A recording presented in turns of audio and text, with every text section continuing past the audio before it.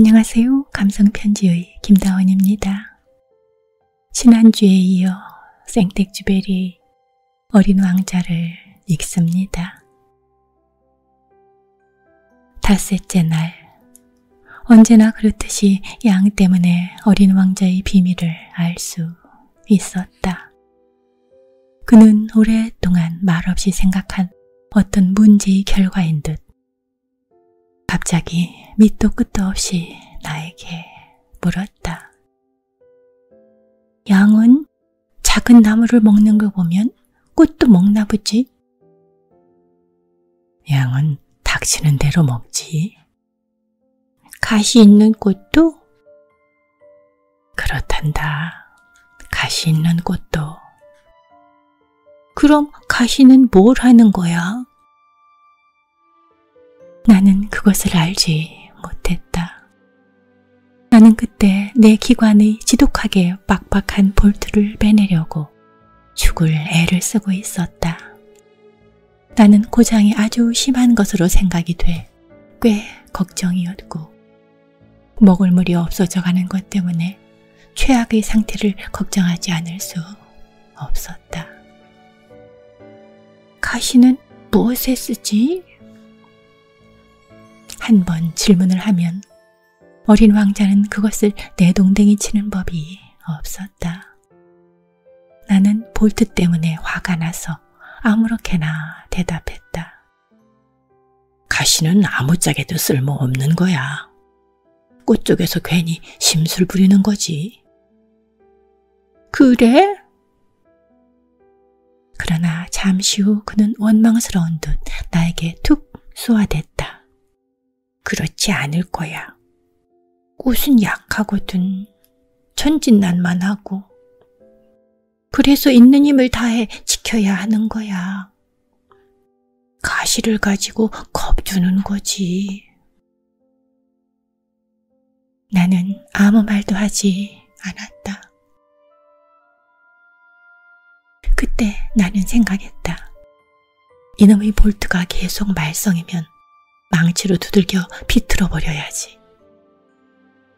어린 왕자가 다시 내 상념을 어지럽혔다. 그럼 아저씨는 꽃들이... 아니야. 생각해서 대답한 게 아니야. 아무렇게나 대답한 거야. 이봐, 난 지금 중요한 일이 있단 말이야. 그는 어리둥절해져서 나를 바라보았다. 중요한 일이라고? 그는 기름 때문에 시커멓게 된 손에 망치를 들고 아주 추하게 보이는 어떤 물건에 몸을 기울이고 있는 나를 물끄러미 바라보았다. 아저씨는 어른들같이 말하는군. 그 말에 나는 부끄러움을 느꼈다. 그러나 인정사정 없이 그가 덧붙였다. 아저씨는 모든 걸 다 엉망진창을 만들어버려. 개판을 만드는 거야. 그는 정말 대단히 화가 났었다. 그의 금발이 바람에 휘날렸다. 내가 아는 어떤 별에는 시뻘건 신사 한 사람이 있어. 그이는 꽃향기를 맡아본 적이 없지. 별을 바라본 적도 없고, 누굴 사랑해 본 적도 없지. 그리곤 죽어라 하고 덧셈만 하고 있는 거야. 하루 종일 아저씨처럼 난 진실한 사람이다. 난 진실한 사람이다. 라고 되풀이하고 있어. 그리고 그것 때문에 아주 오만해 있어. 하지만 그인 사람이 아니야. 버섯이지. 뭐라고? 버섯이란 말이야. 어린 왕자는 이제 화가 나서 얼굴이 해일숙해졌다. 수백, 수천만 년 전부터 꽃들은 가시를 키워왔어. 양들이 꽃들을 먹는 것도 수백, 수천만 년 전부터야. 꽃들이 아무짝에도 쓸모없는 가시를 왜 그토록 애를 써서 만드는가 하는 걸 알아보는 게 그래 중요하지 않단 말이야? 양과 꽃들이 전쟁이 그래 중요하지 않단 말이야. 그 시뻘건 신사의 덧셈보다 중요하지 않아? 내 별을 빼놓으면 다른 어느 곳에도 없는 세상에 단 하나뿐인 꽃이 있다고 해. 그래, 조그만 양이 뭘 하는지도 모르고 대본에 그걸 없애버릴지도 모르는데 그래, 그게 중요하지 않단 말이야? 그는 얼굴이 빨개가지고 계속했다.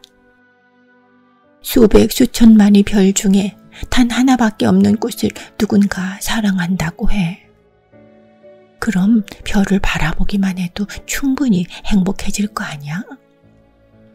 내 꽃이 저기 어디에 있겠지 라고 생각하면 말이야. 그런데 양이 그 꽃을 먹어버리면 그에게는 대본의 그 모든 별들이 빛을 잃어버리게 될 거 아니야. 그래, 그게 중요하지 않단 말이야? 그는 목이 메어 더 이상 말을 잇지 못했다. 그는 갑자기 울음을 터뜨렸다. 밤이었다. 나는 연장들을 내팽개쳤다. 망치니 볼트니 갈증이니 죽음 따위가 다 시들해졌다. 내 것인 어떤 별, 지구 위에는 내가 달래야 할 어린 왕자가 있는 게 아닌가. 나는 그를 껴안았다. 나는 그를 달랬다. 나는 그에게 말했다. 내가 사랑하는 꽃이 위험하지 않게 양에게 씌울 굴레를 하나 그려줄게. 나는 그를 달랬다. 나는 그에게 말했다. 내가 사랑하는 꽃이 위험하지 않게 양에게 씌울 굴레를 하나 그려줄게. 꽃에게 입힐 갑옷도 그려주고. 나는 더 이상 무슨 소리를 해야 될지 알 수 없었다. 무슨 짓을 해야 할지 알 수 없었고, 어떻게 그를 진정시킬지, 어디 가야 그의 마음을 다시 잡을 수 있을지 도무지 알 수 없었다. 눈물이 나라란 그렇게도 신비한 것이다. 나는 곧 그 꽃에 대해 더 잘 알게 되었다. 어린 왕자의 별에는 전부터 꽃잎이 한 겹만 있는 아주 간단한 꽃들이 있었는데 그것들은 자리를 많이 차지하지도 않았고 사람을 괴롭히지도 않았다. 그것들은 어느 날 아침 풀 속에 나타났다가 저녁이면 사그라져 버렸다.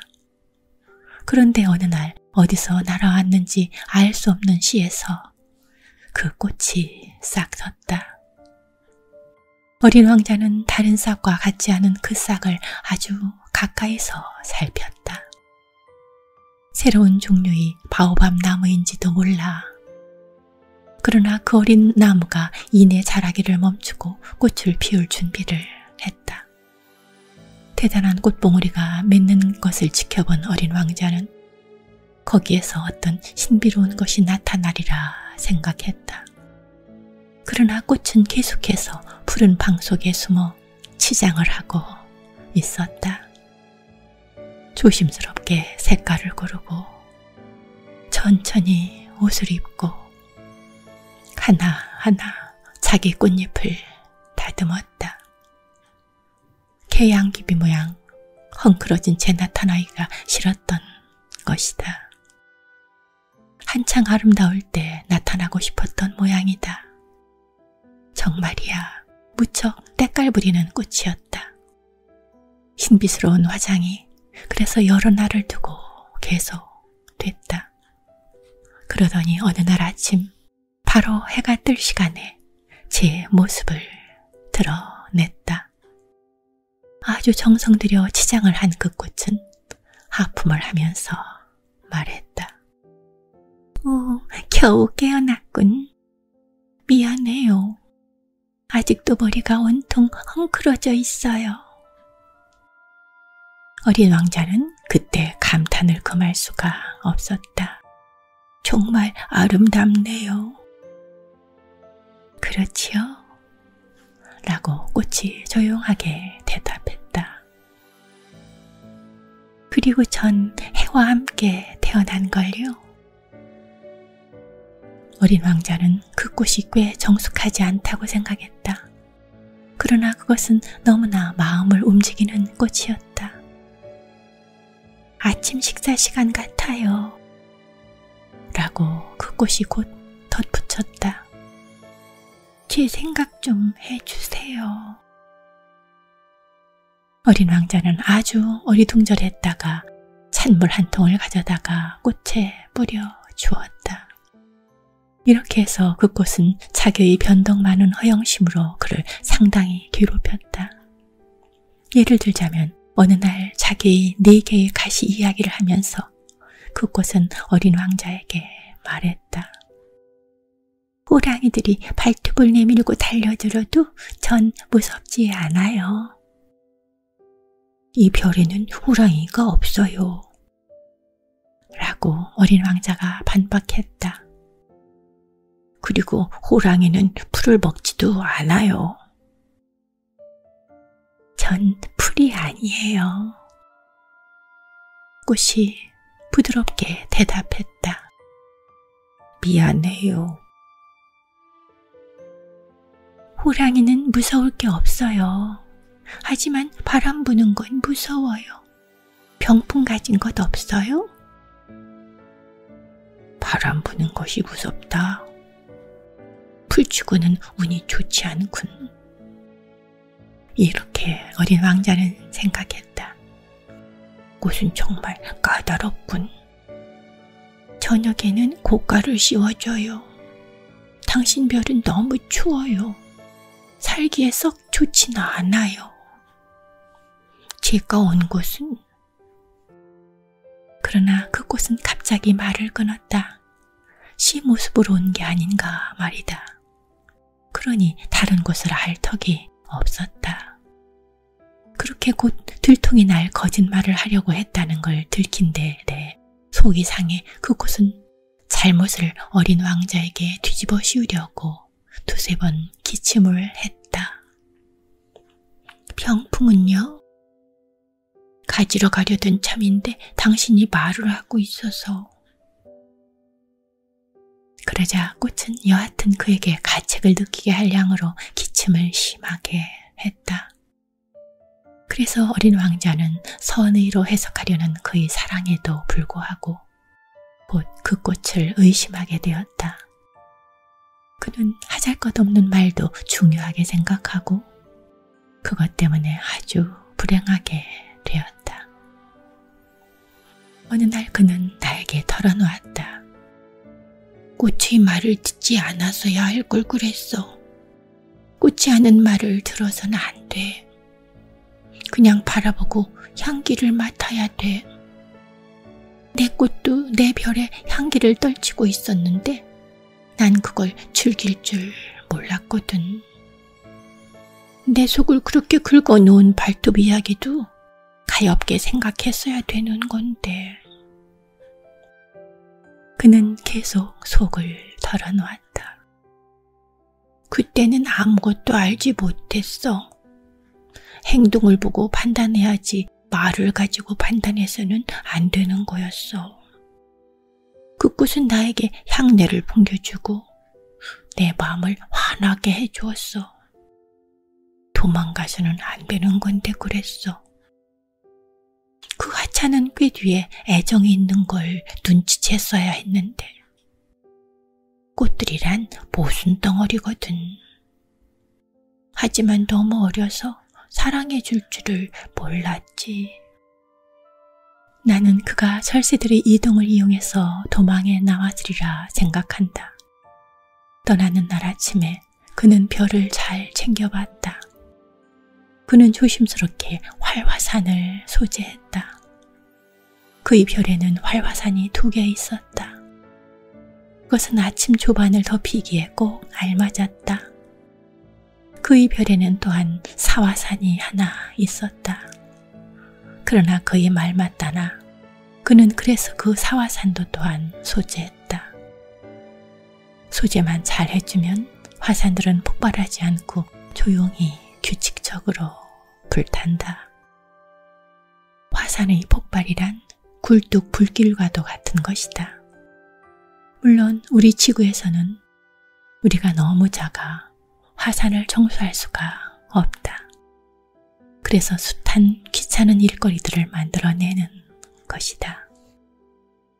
어린 왕자는 또한 좀 쓸쓸한 마음으로 나머지 바오밥 나무 싹도 솎아 주었다. 다시는 돌아오지 못하리라 생각했던 것이다. 그러나 그날 아침에는 그 모든 친숙한 일들이 유난히 그립게 생각되었다. 마지막으로 그 꽃에 물을 주고 고가를 씌워 잘 보호하려고 하였을 때는 울음이 터져 나오려 했다. 잘 있어요. 그가 꽃에게 말했다. 그러나 꽃은 그에게 대답을 안 했다. 잘 있어요. 그가 되풀이했다. 꽃이 기침을 했다. 그러나 그것은 감기 때문이 아니었다. 제가 어리석었어요. 꽃이 마침내 말했다. 용서해줘요. 행복하세요. 그는 꽃이 나무라지 않는 게 이상했다. 그는 손에 고가를 든 채 어리둥절해 있었다. 그런 조용한 아늑함을 그는 이해할 수가 없었다. 그래요. 난 당신을 사랑해요. 꽃이 말했다. 내 잘못이지만 당신은 그걸 몰랐어요. 하긴 그건 중요하지 않지요. 그렇지만 당신도 나처럼 어리석었어요. 행복하세요. 그 고깔은 그냥 놔둬요. 이젠 필요 없어요. 하지만 바람이... 감기가 그렇게 심한 건 아니에요. 밤의 찬바람을 맞으면 오히려 좋을 거예요. 난 꽃이니까요. 하지만 짐승들이... 나비를 보려면 두세 마리 벌레는 견디어내야죠. 나비는 썩 예쁜 모양이네요. 그렇지 않으면 누가 날 찾아오겠어요? 당신은 멀리 갈 거고 커다란 짐승이야 겁낼 게 없어요. 나도 발톱이 있거든요. 그리고 그 꽃은 순진하게 자기 4개의 가시를 보여주었다. 그리고 덧붙였다. 그렇게 어정거리지 말아요. 기분이 언짢아요. 가기로 결정했으니 가세요. 왜냐하면 그 꽃은 자기가 우는 걸 그에게 보여주고 싶지 않았기 때문이었다. 그만큼 교만한 꽃이었던 것이다. 어린 왕자의 별은 소혹성 325호, 326호, 327호, 328호, 329호, 330호가 있는 쪽에 있었다. 그는 그래서 우선 일거리를 찾고 뭔가 배워보려고 그 별들을 찾아보기 시작했다. 첫 번째 별에는 왕이 살고 있었다. 왕은 홍포와 수달피로 만든 옷을 입고 아주 간단했지만 위엄은 대단한 왕좌에 자리 잡고 있었다. 오, 신민이 하나 왔도다. 라고 왕은 어린 왕자를 보자 소리쳤다. 그래서 어린 왕자는 나를 한 번도 본 적이 없을 텐데 어떻게 알아볼까? 하고 생각했다. 그는 왕들에게는 세계가 아주 간단한 것이라는 것을 모르고 있었다. 모든 사람이 신민인 것이다. 짐이 더 잘 볼 수 있도록 가까이 오라. 왕은 마침내 어떤 사람이 왕 노릇을 하게 된 것이 자랑스러워 그에게 말했다. 어린 왕자는 어디 앉을 데가 없나 찾아보았으나 그 별은 대단한 수달빛 밑으로 가득 덮여 있었다. 그래서 그는 서 있었고 피곤했으므로 하품을 했다. 왕의 어전에서 하품을 하는 것은 예의에 어긋나니라. 군주가 말했다. 짐은 하품하는 걸 금하노라. 참을 수가 없는 걸요. 어린 왕자는 어리둥절해가지고 대답했다. 오래 여행을 했는데 한숨도 못 잤거든요. 그럼 하품하기를 명하노라. 왕이 말했다. 여러 해 전부터 짐은 하품하는 사람을 본 적이 없노라. 하품하는 게 신기하도다. 자, 또 한 번 하품을 하라 명령이니라. 그러니 겁이 나는데요. 안 돼요. 어린 왕자가 얼굴을 붉히며 말했다. 왕이 대답했다. 그러면 짐은 하품을 하기도 하고 또 그는 약간 말을 빨리 중얼거렸다. 심기가 불편한 것 같았다. 왜냐하면 왕이란 본질적으로 자기의 권위가 존중되기를 바라기 때문이다. 그는 한 거를 허용하지 않았다. 그는 절대 군주였다. 그러나 그는 아주 선량한 사람이었으므로 합리적인 명령을 내렸다. 그는 흔히 이렇게 말했다. 만일 짐이 어떤 장군에게 바다새로 변장하라고 명령하였는데 장군이 그 명령에 복종하지 않는다면 그건 장군이 잘못이 아니라 짐의 잘못이로다. 앉아도 되나요? 어린 왕자가 조심조심 물었다. 짐은 앉기를 명하노라. 왕은 이렇게 대답하면서 엄숙하게 자기의 수달피 위투자락을 끌어들였다. 그러자 어린 왕자는 매우 놀랐다. 별이 작았기 때문이다. 도대체 이 왕은 뭘 다스리는 것일까? 폐하 하고 그가 말했다. 좀 여쭤봐도 괜찮습니까? 짐은 질문하기를 명하노라. 왕이 서둘러 말했다. 폐하께서는 뭘 다스리십니까? 모든 것을. 아주 간단하게 왕이 대답했다. 모든 것을요? 왕은 느긋하게 자기 별과 다른 별, 그리고 떠돌이 별들을 가리켰다. 저것 전부를요? 라고 어린 양 왕자가 물었다. 저것 전부를. 왕이 대답했다. 왜냐하면 그는 절대 군주였을 뿐만 아니라 우주 군주였기 때문이다. 별들이 폐하께 복종하나요? 물론이도다. 왕이 말했다. 별들은 곧 복종하노라. 짐은 규율 해이를 용납치 않노라. 그런 권력은 어린 왕자를 감동시켰다. 내가 그런 힘을 가지고 있었다면 의자를 잡아당길 필요도 없이 하루에 44번이 아니라 72번이라도, 아니 100번이라도, 아니 200번이라도 해지는 것을 구경할 수 있었을 텐데. 자기가 버려두고 온 별에 대한 추억 때문에 약간 마음이 슬퍼졌으므로 그는 기운을 내어 성은을 빌었다. 해지는 걸 보고 싶습니다. 제발 보여주세요. 태양에게 서쪽으로 넘어가라고 명령해 주세요.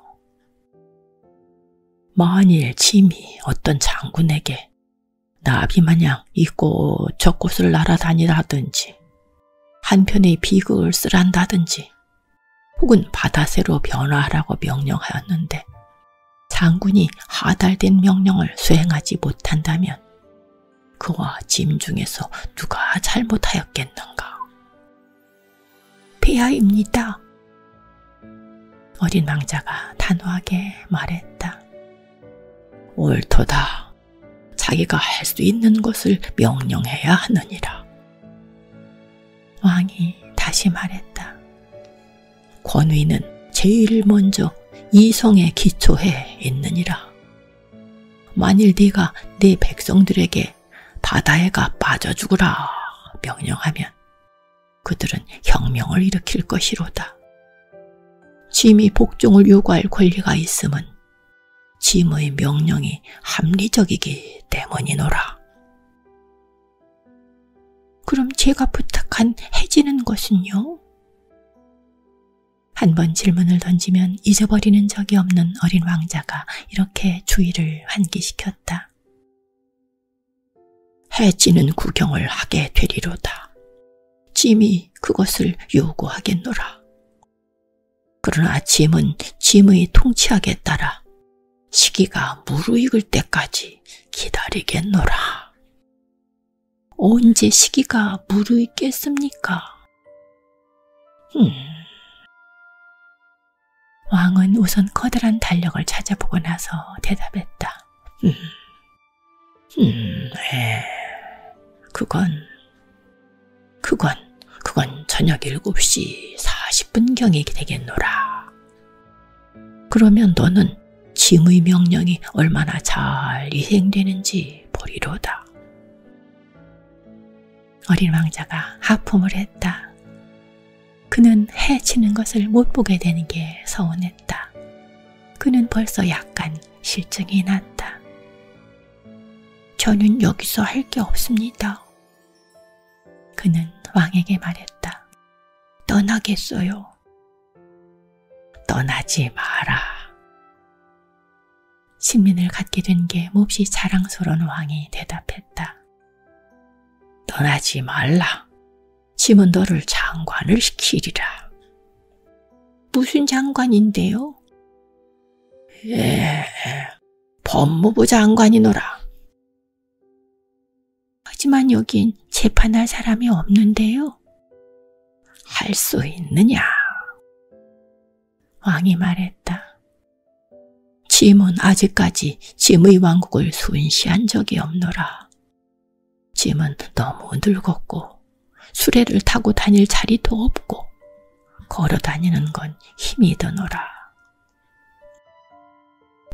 저는 다 받는 거려?